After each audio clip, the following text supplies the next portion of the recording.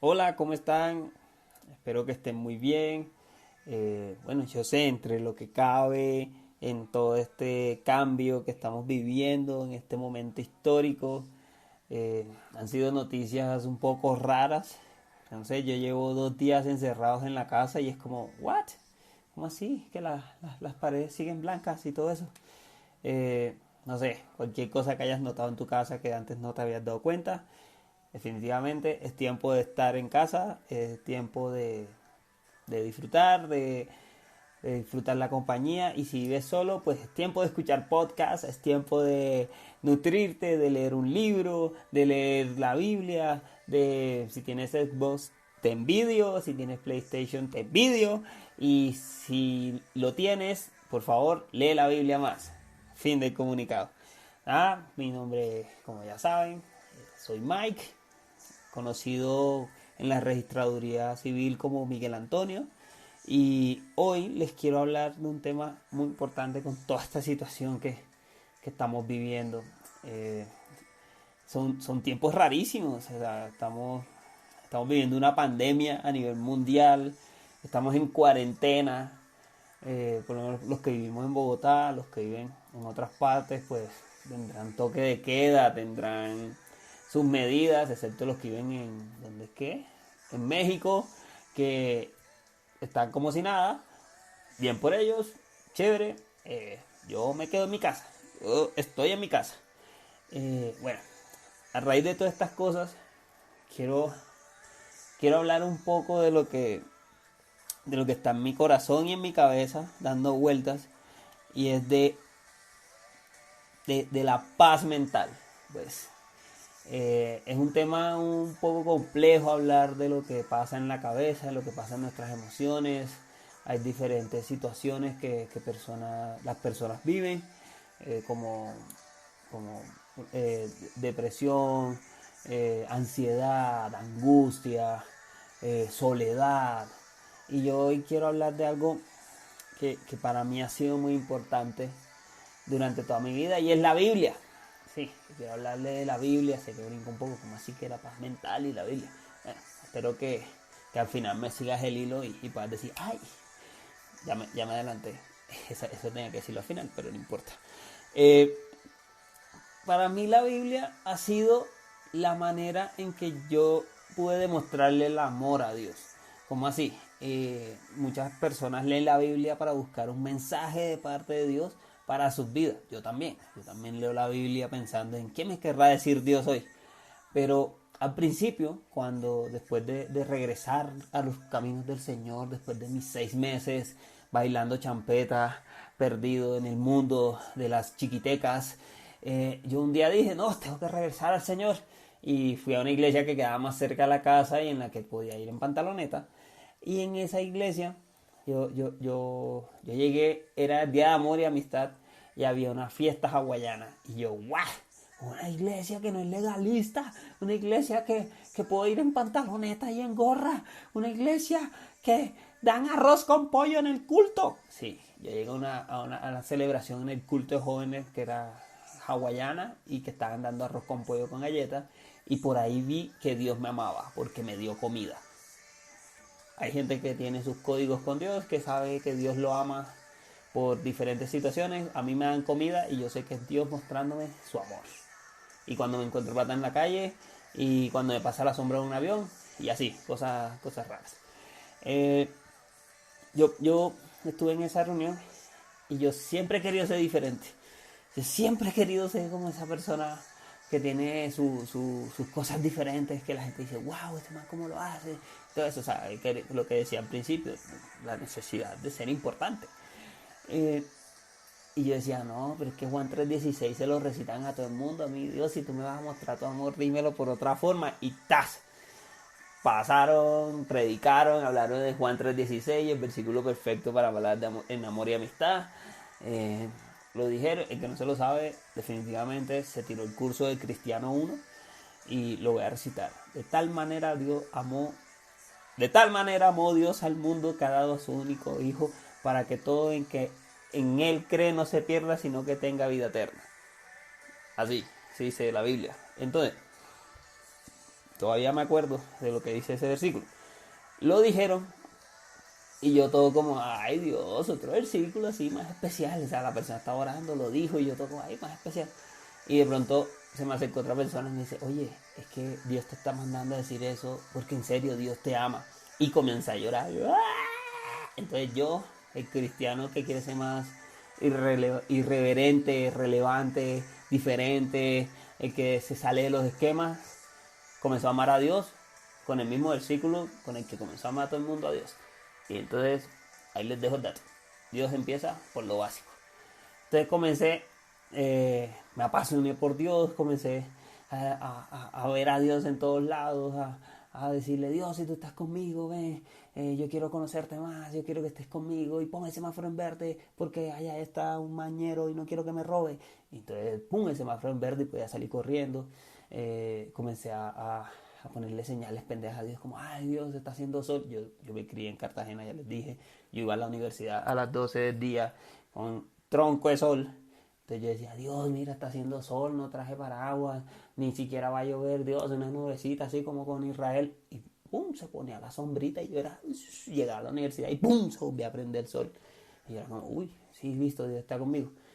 Comencé a ver el amor de Dios, pero yo no tuve, bueno, yo también tuve ese destello de amor por Dios, que yo hago lo que sea por ti, Dios, yo voy a la iglesia y le doy todo lo que tengo a los pobres. No tenía mucho y por eso era fácil decir que yo le daba todo lo que tenía a los pobres.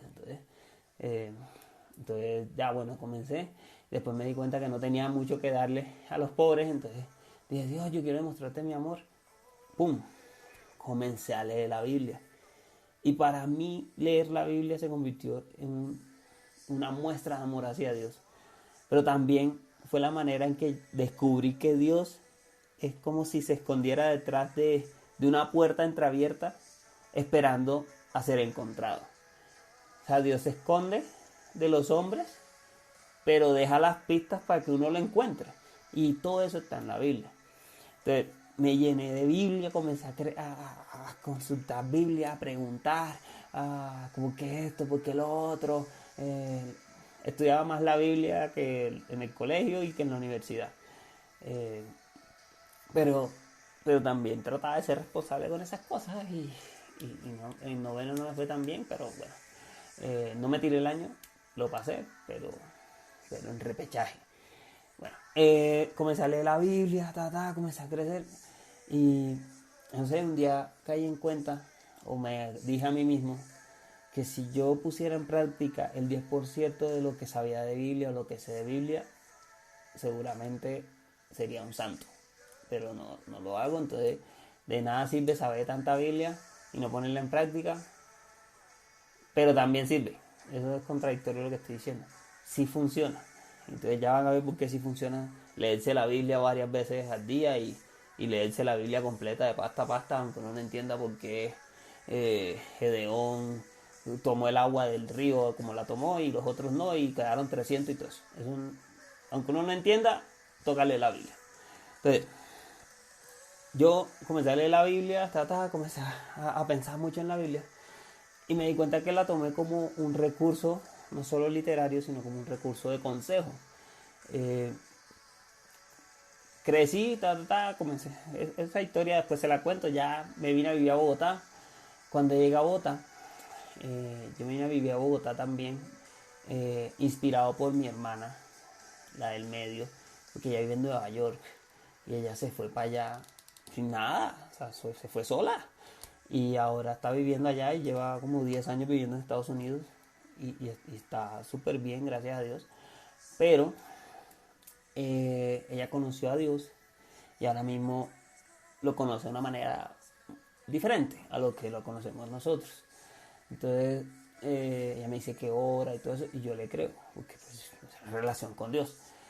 Pero un momento en que estuvo muy mal allá y con todas las situaciones, ella me decía, ¿cómo haces tú si tú vives también en otra ciudad, no tienes trabajo estable, pero siempre estás tranquilo, siempre tienes paz? Y yo era como, no sé, dime tú, ¿qué ves? Pero en realidad eso me quedó sonando en la cabeza, porque es obvio, es Dios. la fuente de la paz que uno irradia como cristiano, como hijo de Dios, como una persona que se encuentra con Dios diariamente o al menos día de por medio, que es lo mínimo, por favor. Entonces ahora no hagan eso de una doctrina, por favor. Eh, yo comencé a ver y a preguntarme por qué ella me dice eso. O sea, si ya tiene una buena vida. Y me di cuenta que Dios, al entrar a través de su palabra, al entrar a través de la relación con cada uno de nosotros, comienza a notarse. Y una de las cosas por la que se nota es por la paz con la que vivimos. Nosotros podemos estar en muchas dificultades y podemos incluso perder el control, pero siempre vamos a tener la esperanza de que Dios está ahí. Y que Dios se muestra a través de nosotros, aunque no lo creamos, que también es una cosa importante. Dios es capaz de revelarse a la vida de otras personas, aun sin nosotros abrir la boca. Eso es otro nivel. A veces la gente no necesita que uno le diga Biblia, lo que necesita es ver la Biblia hecha vida en nosotros. Eso es otra cosa. Entonces, mi hermana me dice esa frase y yo me quedo pensando, porque tengo paz, porque me dice que me veo tan pacífico o tan tranquilo. Y yo decía, no, fijo por la cara de hippie que tengo, fijo es por la actitud, es por el afro, por la manera en que me comporto y tal. Y no, Dios me metió un cabezazo, me pegó en la cabeza un calvazo y me dice, hey, no, ella me está viendo a mí en ti. Así que, ojo, cuida lo que tienes. Entonces, la paz de Dios es real en cada uno de nosotros, aunque nosotros no la notemos, aunque nosotros digamos, no, eso no se nota, o Dios, yo quiero más, yo quiero estar tranquilo, o ayúdame en esta situación. Dios está con nosotros y el mundo que necesita a Dios se da cuenta que nosotros lo tenemos más de lo que nosotros mismos nos damos cuenta. Entonces, tenemos que valorar o tenemos que examinar bien nuestra conducta o lo que está pasando. En medio de toda esta situación y todo este caos y todas las noticias y la pandemia y la enfermedad, además de todos los problemas que ya cada uno tiene, está muy bueno, creo, y espero que Dios te hable a través de esto que estoy hablando. La paz de Dios es real en cada uno de nosotros. Yo quiero que piensen en algo, y es que cuando nosotros nos preocupamos, es como un computador que tiene miles de ventanas abiertas, muchas ventanas abiertas, o 3 ventanas abiertas, pero una ventana es YouTube, otra ventana es un audio de WhatsApp en el que te están dando malas noticias o buenas noticias, pero igual está con la música ahí mezclado, y el otro es una ecuación trigonométrica que no tienes ni idea de cómo se va a resolver con 50.000 incógnitas. Todo eso haciendo bulla y sonando, y además hay un carro en la entrada de tu casa pitando, una alarma de otra casa o de un local sonando, y además tienes una gata que se te monta encima y comienza a maullarte, o que acaba de salir de la arenera y pasa al lado tuyo. No sé, cualquier cosa. Todo eso, sumándolo, es una idea mental de lo que es la angustia o de lo que puede ser incluso la depresión. Que no es otra cosa, y espero que no son términos científicos, pero en mi propia experiencia yo puedo ver estas dos cosas, la ansiedad y la depresión, como una nube de situaciones que van nublando nuestros sentimientos, nuestra conciencia y nuestra visión, nuestra capacidad de percibir el mundo. Haz de cuenta que vas poniéndote muchos post-its en la cara, post-its en los oídos, y además te pones unos tapones en los oídos que no te dejan oír lo que está pasando afuera, pero sí queda ese pensamiento recurrente ahí. Es como ocupar la capacidad del computador en tareas que no son necesarias en el momento. Esa es la angustia o la depresión. Y también puede venir por todas esas noticias, el bombardeo que está pasando. O sea, la idea de esto, y me atrevo a hablarlo, porque a mí también me ha pasado. También soy esa persona que mi hermana ve como llena de paz, pero también soy esa persona que se ha bloqueado a frente a una situación. Les voy a contar algo abriéndoles mi vida un poco más. eh, Cuando estábamos organizando la boda con Gaby, llegó un punto en el que no teníamos notaría para casarnos y nos casábamos muy pronto. Organizamos una boda en 4 meses a principio de año, que para gloria del Señor ya vamos para un año de casados, pero en ese momento Gaby no tenía trabajo. Cuando comenzamos a organizar la boda, pum, le salió el trabajo. Yo tenía un trabajo con unos horarios eran horarios operativos, entonces eran turnos, había que cubrir turnos o desde muy temprano en la mañana hasta la mitad de la tarde o desde la mitad de la mañana hasta la noche o turno completo de día. Entonces era por turnos, era una cosa así por la prioridad de la operación.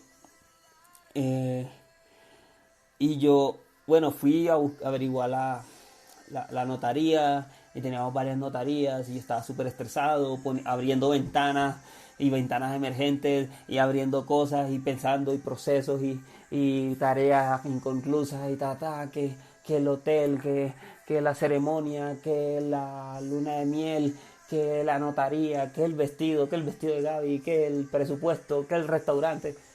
Todo eso era una ventana que me estaba tapando la vista. Y cuando llegué a donde Gaby y comenzamos a hablar de nosotros y me confronta preguntándome por algo de mi pasado, créanme, van a preguntarle por el pasado y si no preguntan por el pasado no hicieron la tarea bien, porque usted va a vivir su futuro con base en el presente, pero necesita conocer los antecedentes. Fin del comunicado. Entonces Gaby me pregunta y yo ante tanta cosa comienzo a bloquearme, y aquí está el ciclo de la ansiedad. Cómo opera un ataque de pánico en muchos pasos o muy pocos pasos. No sé cuántos pasos son, pero aquí los voy a enumerar. Primero, Gaby me confronta y me dice, bueno, pero ¿tú qué opinas? Dime. Y yo, ¿qué pasa? Yo sé que puedo tener mucha labia, pero hay que tener cuidado, porque en decir, hay un cortocircuito entre lo que pienso y cómo lo dice mi boca. Entonces, en esos momentos de tensión es mejor guardar silencio, pero resulta que no te puedes quedar callado mucho tiempo. Y en esa angustia tengo que decir algo y no puedo decir cualquier estupidez. No, esto es una estupidez. No, esto lo puedo decir mal. No, me estoy frustrando. No, se está alterando. No, mira, si no respondo algo me va a decir algo. Colapsé. Quedé mudo, comenzaron a temblarme las manos. No pude seguir hablando del tema porque en mi cabeza comencé a pensar, si yo le digo lo que estoy pensando, esta mujer va a reaccionar mal. Al reaccionar mal, yo me voy a poner mal, puede que actúe groseramente o diga algo. Si digo lo que voy a decir de una mala manera, ella lo va a interpretar aún más, se forma un tropel, ella me va a pelear, va a cancelar la boda, se va de mi vida, no tiene sentido seguir viviendo. Ese fue el ciclo de ese momento de ansiedad, que resulta que los había tenido antes, había tenido otros ataques de ansiedad, pero había sido orando en el momento en el que necesitaba sacarle mi dolor a Dios, pero me quedaba callado porque no sabía cómo decirlo, porque lo que me provocaba era decir muchas cosas malas, como decía David, pues rómpele la cabeza y que sus niños sufran y que los caballos pasen por encima de los cuerpos y que los perros laman su sangre. Esa era la versión bonita de decir muchas cosas muy malas. David tenía la libertad de decirlo, yo no tengo esa libertad. Y me contuve y termino llegando a un escenario aún peor del que estoy viviendo. Me atemorizo, me paralizo y quedé ahí. Cada uno tiene una reacción diferente. Cada persona puede reaccionar diferente ante la depresión, ante la angustia, ante la ansiedad, whatever. Cada persona tiene sus propias reacciones. Y yo me atrevo a hablar de la mía porque ante tantas cosas que están pasando, ante tanto bombardeo mediático, hay personas que han perdido el trabajo. Yo perdí el trabajo por causa de toda esta pandemia. Y es un momento de angustia, es un momento de desesperación, pero también sé que Dios ha hecho promesas. Sé que Dios ha cuidado mi vida antes. Sé que pude durar varios meses sin trabajo en una ciudad que no era la mía y aún así transmitir la paz que sobrepasa todo entendimiento. Dios hizo promesas a nuestras vidas como matrimonio y trato de agarrarme de eso. Entonces, cada situación es diferente y esto no es una generalidad, obviamente, porque no estoy hablando desde el punto de vista científico, estoy hablando desde el punto de vista experiencial. Entonces, en mi caso de ansiedad, termino viendo el escenario más paila, más dañado, más podrido, lo peor que me puede pasar, y solo pensar en eso, y ante ese dolor me paralizo.